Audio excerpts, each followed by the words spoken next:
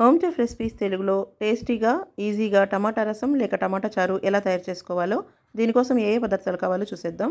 ముందుగా 3-4 టమాటా పళ్ళు, కరివేపాకు, కొత్తిమీర, పచ్చిమిర్చి, ఎండుమిర్చి, వెల్లుల్లి రెబ్బలు, మిరియాలు, జీలకర్ర, అలాగే ఒక ఉసిరికాయ అంత సైజులో చింతపండుకు ఈనెలేమీ లేకుండా శుభ్రం చేసి 2-3 సార్లు కడిగిన తర్వాత ఒక గిన్నెలో వేసుకుని పావు కప్పు వరకు నీళ్లు పోసుకుని నానబెట్టుకోవాలి. ఇప్పుడు ఒక చిన్న రోల్లో కానీ లేదా గ్లాస్లో కానీ జీలకర్ర 2 స్పూన్లు, మిరియాలు 1 స్పూన్ వేసి ఈ విధంగా దంచుకోవాలి. ఒకవేళ పొడిగా ఉన్నా అలా వేసేసి కలిపేసుకోవచ్చు. పొడి చేసుకోవాలంటే మాత్రం జీలకర్రని ముందుగా దంచుకున్న తర్వాతే మిరియాలు వేసుకోవాలి. ఎందుకంటే జీలకర్ర కొద్దిగా ఎక్కువ టైం పడుతుంది కదా దంచుకోవడానికి, అందువల్ల. ఇప్పుడు ఇందులో నేను 4-5 రెబ్బల వెల్లుల్లిని కూడా పొట్టు తీయకుండా వేసేసుకోవచ్చు. కాకపోతే చివర్లు మాత్రం కట్ చేసుకుని వేసుకోవాలి. ఈ విధంగా దంచి పక్కన పెట్టుకోవాలి. ఈ మసాలా ఎప్పటికప్పుడు చేసుకుంటేనే రసం చాలా టేస్టీగా గుమగుమలాడుతూ బాగుంటుంది.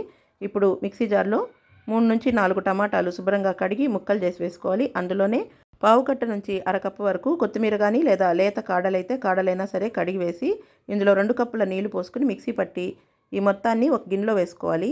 ఇందులోనే నానిన చింతపండు రసాన్ని కూడా వేసుకుని స్టవ్ మీద పెట్టుకుని మంటని మీడియం ఫ్లేమ్లో పెట్టి శుభ్రంగా కడిగిన 2-3 పచ్చిమిర్చి చీలికలు, రుచికి సరిపడా కల్లుప్పు వేసుకుని ఈ టమాటా చారుని మరగనివ్వాలి.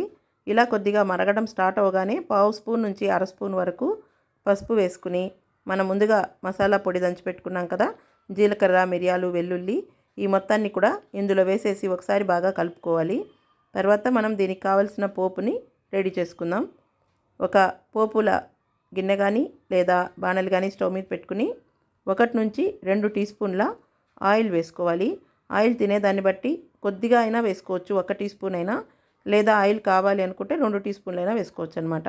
ఇందులోనే నెయ్యి కూడా 1-2 డ్రాపులు వేసుకుంటే టేస్ట్ బాగుంటుంది. ఇష్టం లేకపోతే వేసుకోకపోయినా పర్లేదు.